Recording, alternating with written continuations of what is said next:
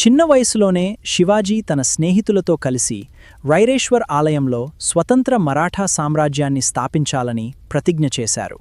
శివాజీని ఎదుర్కోవడానికి అఫ్జల్ ఖాన్ పంపబడ్డాడు. కాని శివాజీ తన వ్యూహరచనతో దానిని ఎదుర్కొన్నారు. ప్రతాప్గఢ్ యుద్ధంలో అఫ్జల్ ఖాన్న మట్టి కరిపించి శివాజీ తన వ్యూహరచనను చాటారు.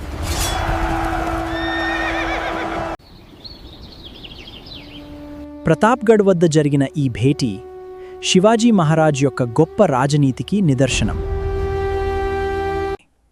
స్త్రీలకు అత్యున్నత గౌరవం ఇవ్వడం శివాజీ మహారాజ్ పాలనలో ఒక గొప్ప ఆదర్శం.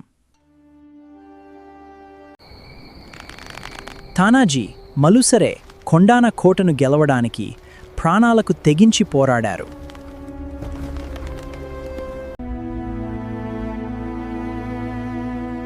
కోట వచ్చింది కాని సింహం వెళ్ళిపోయింది అని శివాజీ ఆవేదన చెందారు.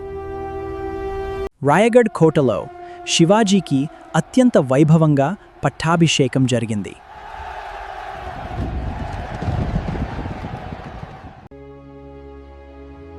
అష్టప్రధానులతో కూడిన సమర్థవంతమైన పరిపాలనను శివాజీ అందించారు.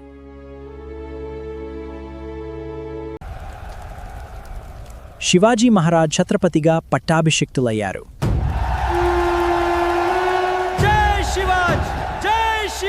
భారత నావికాదళ పితామహుడిగా శివాజీ ఒక బలమైన నౌకాదళాన్ని నిర్మించారు.